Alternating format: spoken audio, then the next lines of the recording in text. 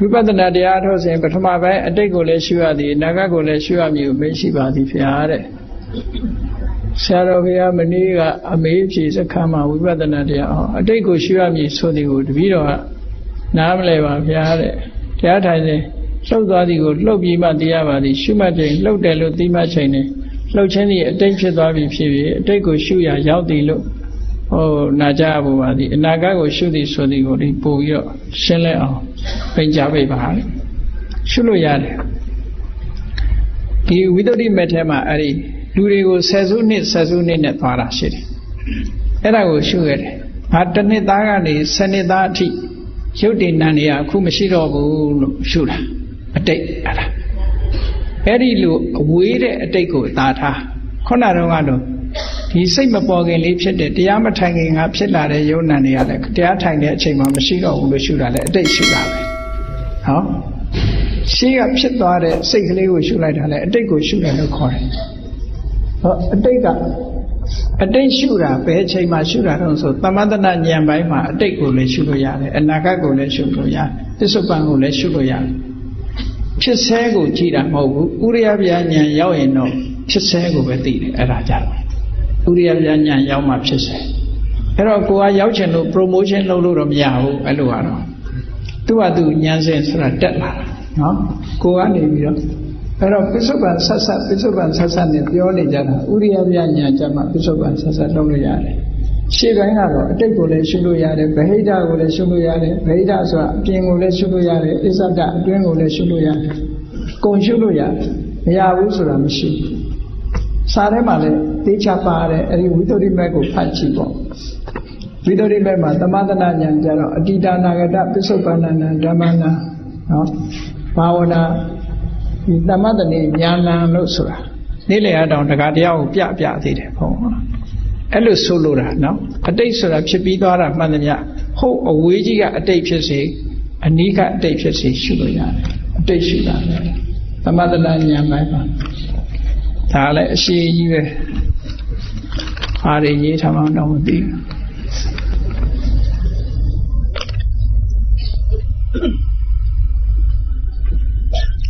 ဒီရသုံးဖို့ဆက်သံဃာတင်ခဲ့ရတဲ့အိန္ဒိယနိုင်ငံမှာယဟန်သံဃာများလိပါဝင်ခဲ့ပါသောကြောင့်အိန္ဒိယနိုင်ငံမှာအယူဝါဒများလိရောနောပါဝင်နေသည်ဟုအချို့ပြောဆိုကြပါသည်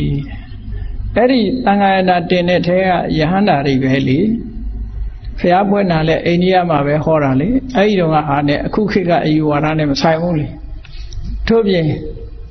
ပါဠိဘာသာမှာလဲဖျားလက်ထက်ကမရှိပါသောကြောင့်ဒါဘယ်သူကပြောတာလဲဒီတကသုံးပုံနဲ့ဖျားဟောအတိအကျမဟုတ်ပဲအိန္ဒိယမှာအယူဆများပါဝင်နေသည်ဟုလိပြောဆိုကြပါသည်မယုံပါလေနဲ့နော်၎င်းကဲ့သို့ပြောဆိုခြင်းများသည်အနာဂတ်သာသနာတော်အတွက်အလွန်မှစိုးရိမ်ဖွယ်ကောင်းပါသည်စိုးရိမ်မနေပါနဲ့ဒါဖြစ်မြဲပါပဲနော်အဲ့တော့၎င်းရဲ့ဖြစ်မှုကမြေကဲ့သို့ပြန်လီဖြည့်ရှင်းဆောင်ရွက်တဲ့မှာတည်းအနာဂတ်မှာညီတို့ဆောင်ရွက်နိုင်ပါသလဲတပည့်တော်ရှင်းတယ်ဒါကတော့ယူဝါဒတစ်ခုဟာအငင်းပွားမှုဆိုတာအများကြီးရှိကြတယ်ဗျာစိုးရိမ်စရာမလိုအားလုံးကိုတညီတည်းဖြစ်အောင်လုပ်ဖို့အသာထားကိုယ်လက်ကလေးတွေပဲညီအောင်ညှိတတ်တော့လက်လေးတွေညီတာလေးမဖြစ်နိုင်ဘူးလို့ဆိုတာနော်ကြိုက်တဲ့လူကယူလိုက်မယ်မကြိုက်တဲ့လူကပယ်လိုက်မယ်ဒါဒီလိုပဲဖះလက်ထက်ကတည်းဖះရဲ့တပည့်တာဝကတွေကဖះဟောတာကိုထော်လောကလတ်လုံးသွားတာ3ပါးရှိတယ်နော်3ပါးရှိတယ်ဒါတော့ရှိမှာပဲမပူနဲ့ဒါလာမှာသီလရှင်ဝတ်ခြင်းအကျိုးကျေးဇူးကိုသိလို့ပါသည်တဲ့သီလရှင်ဝတ်ရင်တော့အိမ်တော်ပြုလို့မရဘူးပေါ့ဒါအကျိုးကျေးဇူးတစ်ခုအဲ့တော့လူရေးဒုက္ခတွေအများကြီးတက်တာသွားတယ်ဒါသိကြနော်လူရေးဒုက္ခတွေတက်တာသွားတယ်တရားထုတ်တာတော့သူတရားထုတ်မှရမှာပဲဖះနေကစားတင်ပြီးတော့ဖះဆင်းတုတော်နဲ့နေကစားမတရားသေးတော့ဖះဆင်းတုတော်တို့ကြွားချပါသလားမကွာခြားပါဘူးဖျားလို့အတိမတ်ဖြစ်သွားကြတယ်ဖျားဖြစ်သွားပါပြီသူကဒါသမုဒိသစ္စာလို့ခေါ်တယ်ဟောအဲ့ဒီဟာဆိုရင်မေခွန်းတစ်ခုမေးပြရစီဟောလူမမာတွေတုံးတဲ့နောက်ဖေးခွက်ရှိတယ်မဟုတ်လားကျွေနဲ့လောက်တာလေ အဲ့ဒီကျွေနဲ့လောက်ထားတဲ့အသစ်ဆက်ဆက်ရယ်သမင်းအုပ်ရယ်အဲ့ဒီနှစ်ခုဘယ်ဟာနဲ့သမင်းထည့်စားမလဲလူမမာတွေနောက်ဖေးသိုး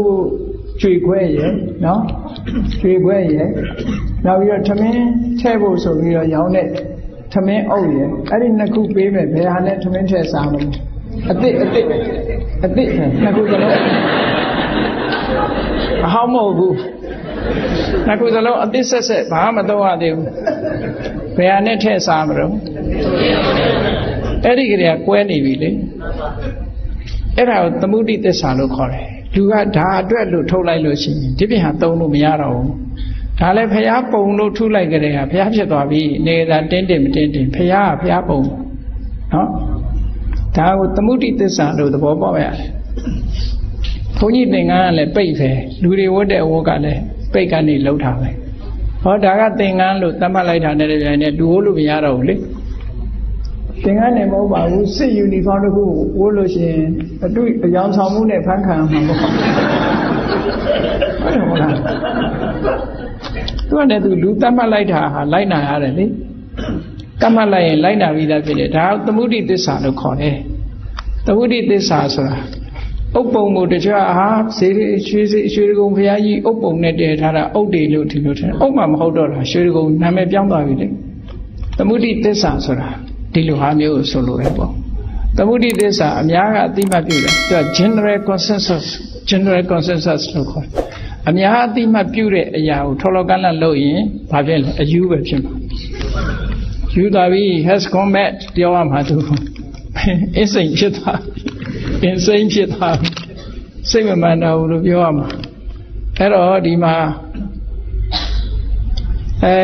ဖရာ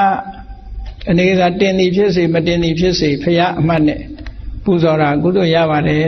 ကုသိုလ်ရတယ်ဖရာဖြစ်သွားပြီလေနောက်ဆရာတော်ဘုရားကြီးစင်္ကာပူကြွရောက်ပြီးတပည့်တော်တို့အားတန်ဖိုးရှိလာသောတရားဆုံးမစကားများကုသိုလ်များနာကြားခွင့်ပြုလုပ်ခွင့်ပေးသည့်အတွက်အထူးကျေးဇူးတင်ကြတပည့်တော်မှာအားလုံးကိုစားကျေးဇူးတင်ပါတယ်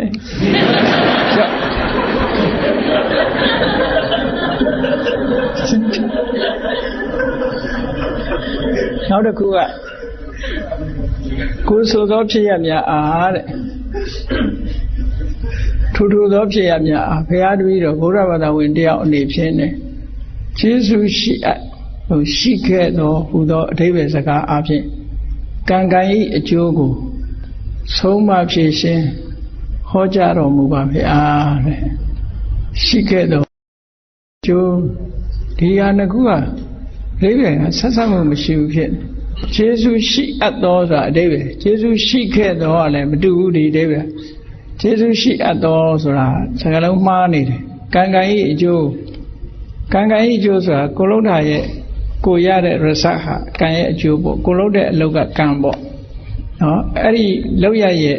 ထွက်ပေါ်လာတဲ့အကျိုးကကံ၏အကျိုးပေါ့နော်ဒီလိုပဲဖြေရမှာ